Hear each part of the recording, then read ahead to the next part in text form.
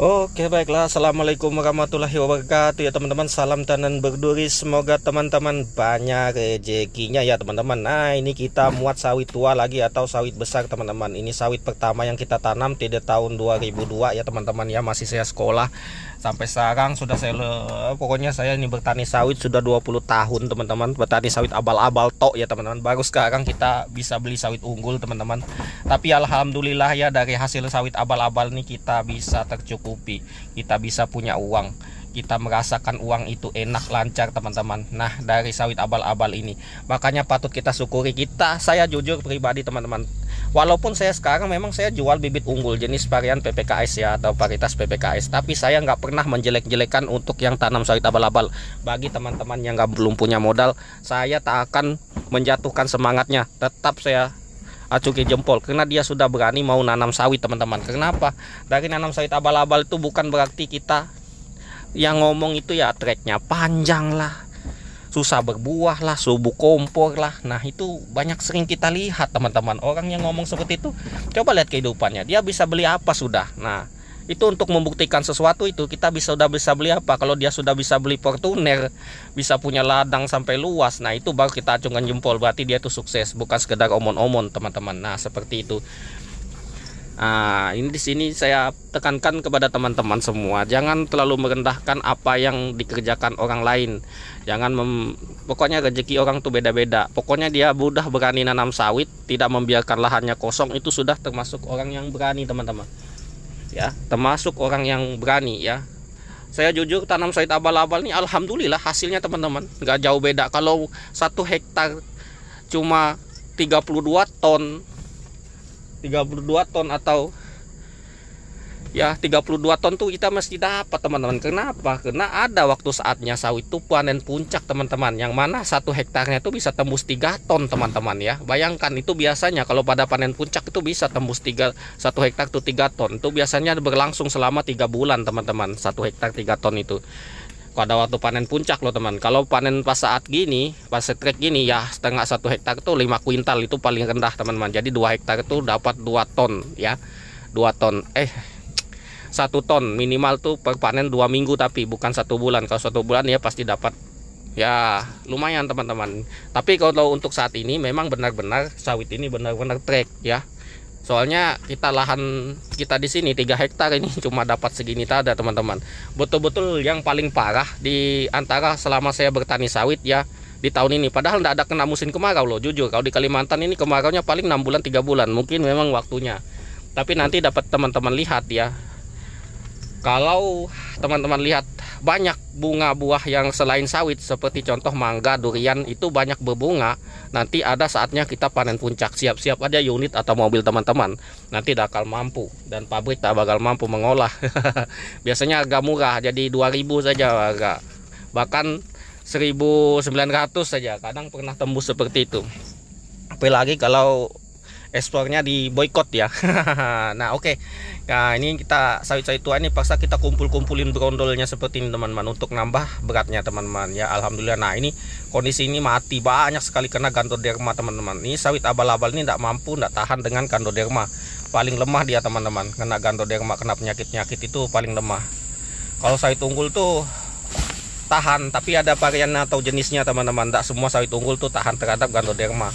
Banyak juga yang nggak tahan. Kalau dari PPKS itu 50, PPKS itu ada PPKS 540 NG yang tahan dari ganoderma. Kalau kita lihat di kebun PT yang nanam seperti itu tapi sudah tinggi teman-teman, itu alhamdulillah dia masih tahan memang terhadap ganoderma ya.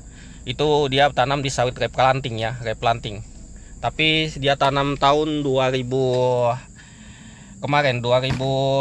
sama dengan 2007 dia nanam replanting teman-teman. Yang kita lihat memang buahnya masih standar, tapi tidak ada yang besar-besar. Paling besar ya 25 kilo per satu tandannya teman-teman. Tapi untuk trek dia nggak terlalu teman, karena dia jenis buah kecil.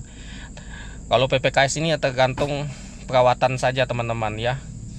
Dia sebenarnya PPKS ini kalau kita bilang unggul itu ya tidak seperti unggul teman-teman ya, karena banyak sekali duranya teman-teman. Kalau PPKS ini yang pernah kita tanam, dia banyak sekali duranya.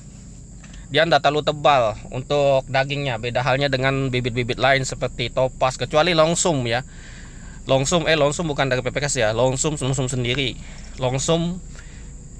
Kalau Longsum ini yang tebal ya, yang pernah kita lihat, yang paling tebal isinya adalah Longsum ya. Nah, kalau untuk biasanya saya ini ya jenis indukannya PPKS Marihat, jadinya abal-abal. Tapi teman-teman, ini abal-abal yang saya tanam sekarang ini, abal-abal. Untuk saya nikmati sekarang tuh hasil tuh sawit itu semua yang sawit abal-abal teman-teman, bukan sawit unggul. Unggul saya punya 150 pokok. Nah, yang baru saya tanam ini sudah saya nanam jenis sawit unggul teman-teman, jenis PPKS yang Ambi dan PPKS 239 ya. Tapi masih tetap yang kita campur dengan sawit abal-abal karena kita nyari tonase. Jadi sawit abal-abalnya bukan sembarang pilih teman-teman, sudah kita seleksi sendiri. Kita pilih yang duranya yang kuat berbuah. Mungkin nanti kalau di seleksi ketiga waktu berbuah sudah, itu nanti akan kita tebang. Ada nanti yang tidak bagus teman, berbuah tapi jarang, itu lebih baik kita tebang daripada kita rugi pupuk. Memang ada sawit itu bisa berbuah, sering bunga jantan, tapi dia bisa berbuah bagus tapi besar nanti, itu sebenarnya lebih baik kita tebang atau kita ganti dengan yang kuat berbuah teman-teman. Kita itu yang kita cari itu besar tapi dia kuat berbuah. Nah, seperti itu teman-teman. Sawit itu bisa kita seleksi sampai 3 kali. Seleksi pertama di umur 6 bulan, seleksi kedua di umur 2 tahun, di umur 1 tahun di lokasi atau di kebun. Pas pertama keluar buah yaitu bunga atau dompet ya teman-teman. Kemudian di seleksi ketiga adalah dia sudah di umur 4 tahun. Nah, di umur 4 tahun itu bisa cepat kita matikan. Kalau memang jantan itu cepat kita matikan. Nanti kan kita ganti dengan bibit baru. Kita cari kualitas, memang agak terlambat, tapi nanti kalau di umur 4 tahun kita ganti itu biasanya sawit itu bisa terkejar teman-teman. Tidak terlalu jauh bedanya ya. Tidak perlu nanti bawa egrek dan dodos, tetap bawa egrek saja sudah cukup. Aduh, jatuh teman-teman. Oke, kita lanjut lagi ya. Nah, ini buahnya besar-besar teman-teman. Memang ini saya ingat ini lahan 3 hektar kita ini dulu waktu pertama kita panen pas puncak-puncaknya, lahan 3 hektar itu bisa tembus 22 ton per panen 1 bulan teman-teman ya. Sekali muat tuh 11 ton. Kalau pas puncak ya, kata-kata saya pas puncak, karena ada waktunya puncak sawit itu ya. Tidak semua trek ya, tidak semua juga puncak, ada juga treknya. Nah, itu dia. Tapi dulu saya pernah merasakan itu pupuk per 3 bulan sekali ya.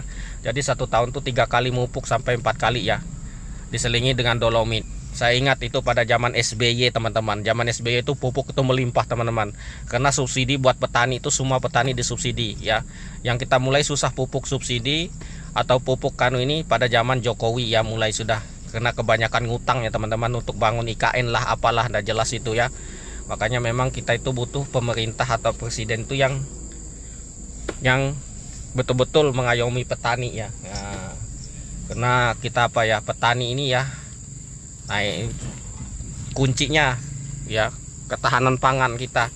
Karena petani sukses tidak membuat pemerintah susah ya teman-teman. Karena petani ini bisa membuka lapangan pekerjaan yang cukup luas. Contohnya seperti ini, mengangkat buah besar paksa seperti ini teman-teman. Oke lah ya, enggak apa-apa ya teman-teman ya. Ini buahnya memang berat teman-teman karena dia puldura ya. Padahal ini sebenarnya ya seperti inilah kondisi kita di kebun teman-teman ya. Nah, ini kita muat di pinggir jalan. Ini harus cepat teman-teman di pinggir jalan seperti ini. Nanti pas ada yang lewat kita diklaksonin teman-teman ya. Diklaksonin sama orang yang lewat. Nah, seperti itulah. Ini untuk kita ini tidak kita potong tangkai panjangnya, kita tidak sempat teman-teman, nanti biar pabrik sendiri yang motong karena 3% potongan. Nah, ini tukang langsir kita ya, kita langsung angkat saja ke mobil. Kenapa?